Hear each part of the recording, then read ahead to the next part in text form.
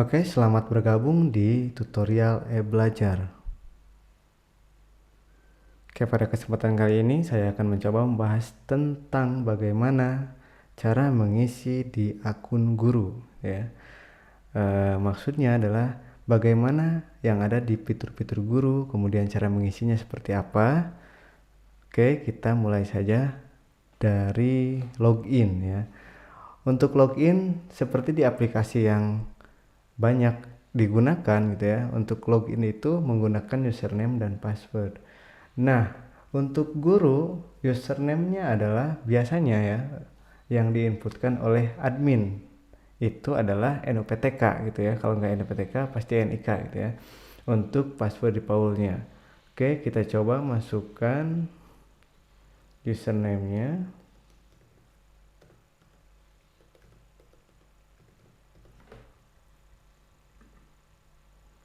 Oke, berhasil masuk. Nah, langkah pertama untuk menggunakan akun guru ini adalah mengedit dulu akun gurunya gitu. Artinya mengubah passwordnya, kemudian mengupdate informasi biodatanya dan yang lainnya. Itu yang pertama. Kemudian melihat jadwal ya, kemudian melihat data kelas, materi pembelajaran, tugas, evaluasi, kelas daring gitu ya. Oke, dan terakhir itu nanti bisa melihat hasil evaluasinya seperti apa. Oke, itu tahapan yang akan kita bahas ya. Oke, di akun guru ini.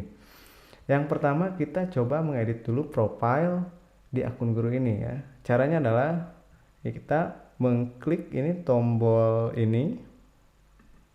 Nah, kemudian kita pilih profilnya.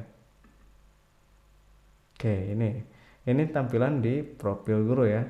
Jadi ini bisa mengganti fotonya juga di sini. Kemudian lihat datanya, kalau misalkan ada data yang salah. Nah, untuk biodata ini kita bisa edit biodata di sini. Nah, kan ya. Sini. Sekarang sampelnya karena belum diisi, kita masukkan saja. Nah, oke, kemudian tanggal lahir, kalau misalkan ada yang salah tinggal diedit saja, kemudian simpan data guru. Nah, dan juga di tab terakhir ini ada informasi login. Nah, di sini ya, karena yang dikasihkan oleh admin itu adalah password defaultnya, jadi guru bisa mengubah username dan passwordnya gitu ya. Nah, ini penting karena untuk keamanan di akun guru itu tersendiri gitu ya. Oke, kita coba ubah dulu. Kita coba ubah passwordnya saja.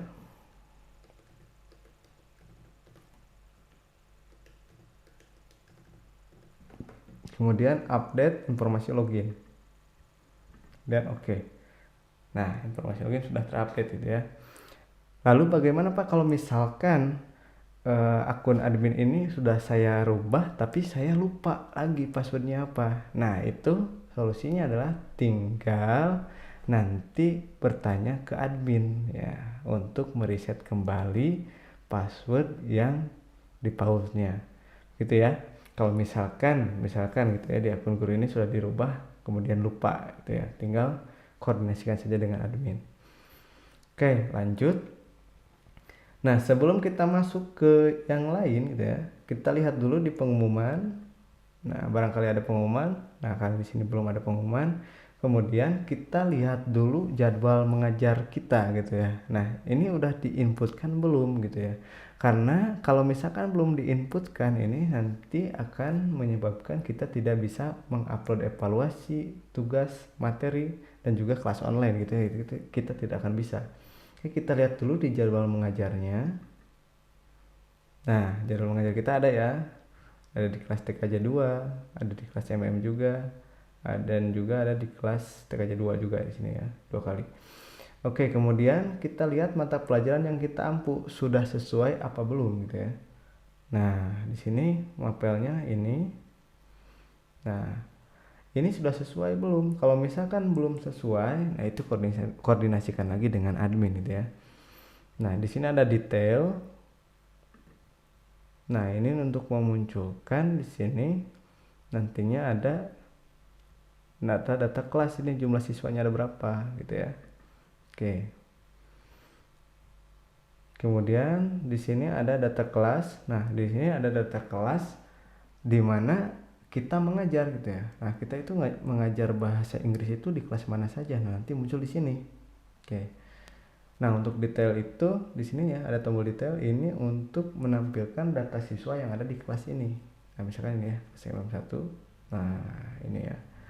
Di sini kita bisa lihat statistik siswa di kelas ini tuh yang sering hadir itu ada berapa orang, yang tidak hadir ada berapa orang, kemudian yang sudah mengerjakan tugas ada berapa, yang mengerjakan evaluasi ada berapa, gitu ya.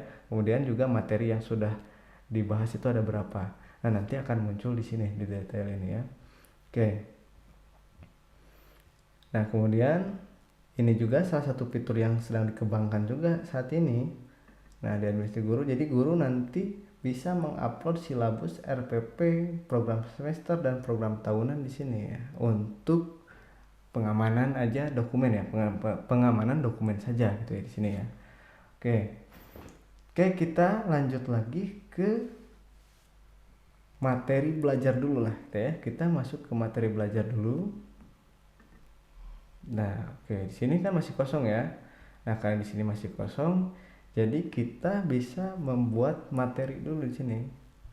Nah, oke, kita pilih tambah materi, kemudian mata pelajarannya apa, bahasa Inggris, kemudian kelasnya yang mana. Nah, misalkan kelas M1 ya. Kemudian judul materinya apa, misalkan ini. Nah, kemudian isi materinya apa di sini? Tinggal diisi saja. Kita coba isi ya.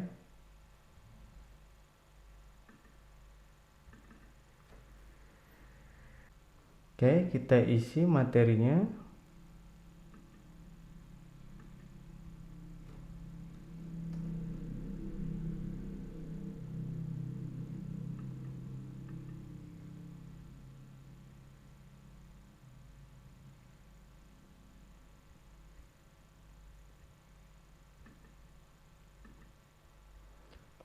Oke, ini isi materinya sudah terisi. Kemudian kalau misalkan ada file pendukungnya, seperti misalkan ada PowerPoint-nya, PDF dan yang lainnya, ini bisa dimasukkan sini. Kita coba ya, masukkan sini.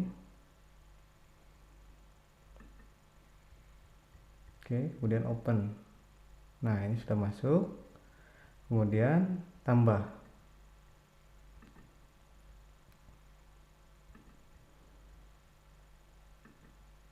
Oke.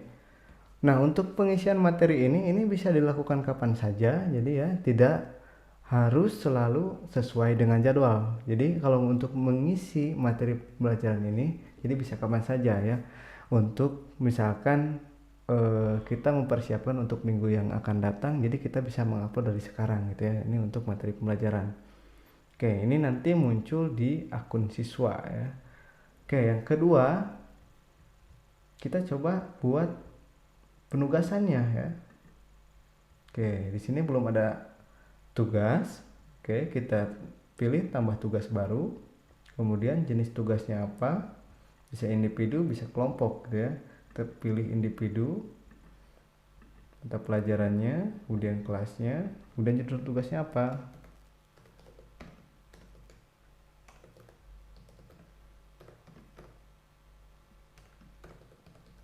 Nah, kemudian juga masukkan lagi di sini penugasannya seperti apa.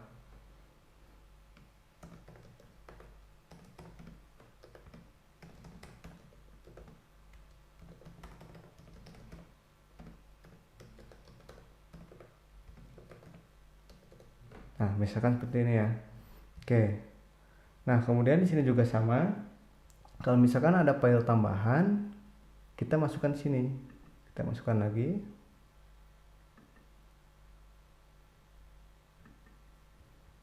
Kemudian open. Nah, untuk penugasan di sini ada yang namanya tanggal mulai dan tanggal pengumpulan. Jadi ini itu dimulainya dari kapan, kemudian terakhirnya juga kapan. Oke, kita mulai saja. Di sini masukkan tanggal mulainya. misalkan hari besok. Nah, terakhir pengumpulannya misalkan 1 minggu ya.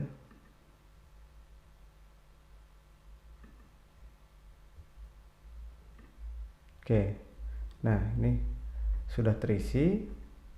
Oke, kita kemudian pilih tambah sini. Oke, kemudian klik OK. Nah, berhasil ya ditambahkan. Oke, setelah itu tugas nanti, nah ini ya di sini. Tugas nanti masuk di sini. Nah, ini belum bisa dilihat siswa. Kenapa? Karena ini belum dipublish. Nah, gitu ya. Jadi ini masih tersimpan di akun guru, tapi di akun siswa ini masih belum bisa dibuka. Jadi nanti di akun siswa itu di dashboardnya itu masih kosong untuk tugasnya. Kenapa? Karena belum dipublish ya gitu ya. Oke, nah statusnya juga masih unpublished, artinya ini belum disebarkan gitu ya. Oke, nah untuk mengaktifkan tugas ini, jadi kita tinggal memilih tombol publish ini. Nah, kemudian oke. Nah, setelah ini, nah ini tugasnya sudah terupload gitu ya. Jadi nanti siswa juga bisa membuka tugas ini. Oke. Itu untuk penugasan ya. Oke, kita lanjut di evaluasinya sekarang. Oke, kita lanjut di evaluasinya. Seperti biasa, untuk menambah evaluasi kita pilih tombol buat evaluasi, kemudian jenis evaluasinya apa, ulangan harian kah, PAS kah atau PTS kah gitu ya. Tinggal pilih saja satu, remedial atau pengayaan gitu ya, bisa ya. Kita misalkan jenis evaluasinya adalah PTS gitu ya. Oke, kemudian mata pelajarannya kita isi. Nah, ini maksudnya ini apa? Itu maksudnya yaitu kalau misalkan kita belum punya bank soal, jadi kita tidak bisa mengambil dari bank soal gitu ya. Nah, kalau misalkan kita sudah punya di bank soal, kita itu tidak perlu mengimport lagi gitu ya. Jadi soalnya langsung terintegrasi dari bank soal gitu ya. Nah, karena di sini bank soalnya masih kosong, jadi kita pilih yang buat soal sendiri dulu. Kemudian tanggal mulainya ini dari kapan? Nah, buat kapan nih ulangannya? Misalkan buat hari besok ya. Oke, dimulai dari pukul 9 misalkan sampai pukul 10.30 lah.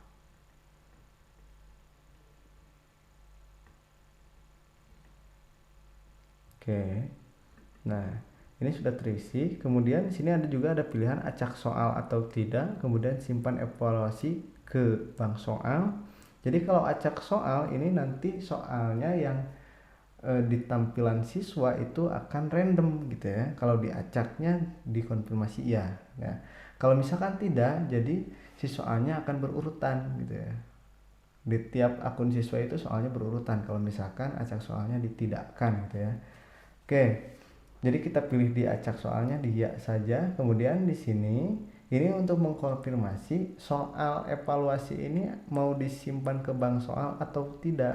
Nah, maksudnya disimpan ke bank soal itu, nah barangkali misalkan soal ini di waktu yang akan datang akan digunakan lagi gitu ya. Nah, makanya ada fitur simpan ke bank soal gitu ya. Jadi guru tidak perlu lagi mengimport soalnya gitu. Atau misalkan soal ini itu dipakai untuk beberapa kelas. Nah, jadi lebih baik ini disimpan saja ke bank soal.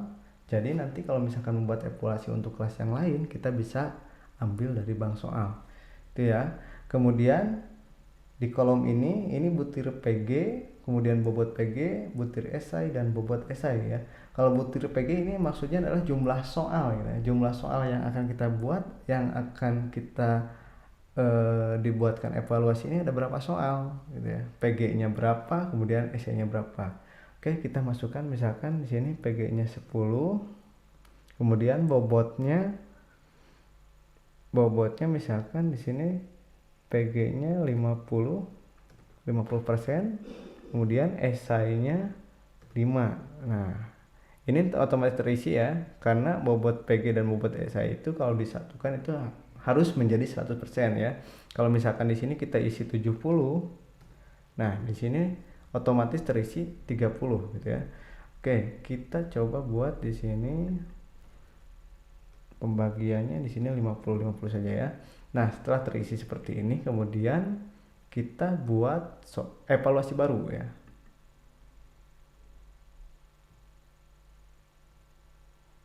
Oke, sorry, kesalahan ini. Oke, kalau misalkan ada tombol merah seperti itu atau alt merah seperti itu, berarti ada pengisian yang salah ya, seperti yang saya lakukan barusan gitu ya. Oke, kita kemudian buat evaluasi baru, kemudian klik OK. Nah, ini sudah terbuat evaluasinya gitu ya. Nah, soalnya belum ya, soalnya belum. Kenapa? Di sini ada. Nah, kalau di sebelah kirinya masih 0, itu artinya soal belum terinput gitu ya. Nah, kemudian yang esai juga sama, belum terinput gitu ya. Oke. Nah, cara menginputnya seperti apa? Kita buka di tombol yang kanan. Nah, di pengaturan ini kemudian edit PG. Nah, atau misalkan untuk mengisi esai, edit esai gitu ya. Oke. Nah, pengisian ini juga ada dua cara gitu ya. Bisa dengan manual ataupun bisa dengan import gitu ya, import Excelnya gitu ya. Oke, ini untuk memudahkan saja kita coba langsung di import Excelnya saja kali ya. Oke, kita coba langsung di import Excel. Nah, ini seperti yang kita lakukan di import data siswa dan juga import guru gitu ya. Kalau kita misalkan belum punya template-nya, kita download terlebih dahulu. Ini untuk import soal pilihan ganda, ini untuk import soal esai. Jadi template-nya berbeda antara soal PG dengan soal esai gitu ya. Oke, karena di sini saya sudah buat, sudah mengisi, jadi kita tinggal pilih saja filenya gitu ya. Oke, kita pilih.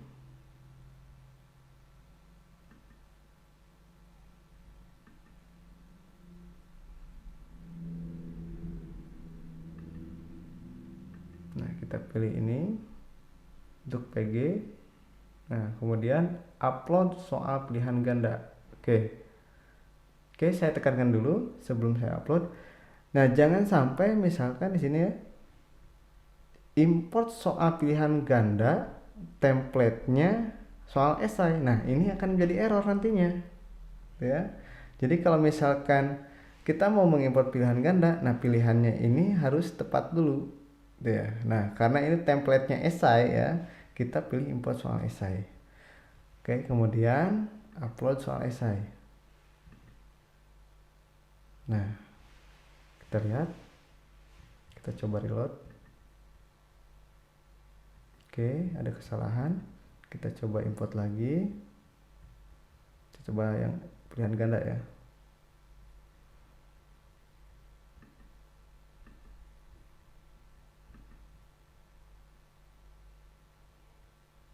Oke, kemudian upload. Nah, berhasil ya, berhasil import data soal PG. Oke, kita coba reload untuk melihat statusnya. Nah, ini sudah terisi. Nah, sudah terisi ya soalnya. Oke, kemudian kita coba upload yang esai.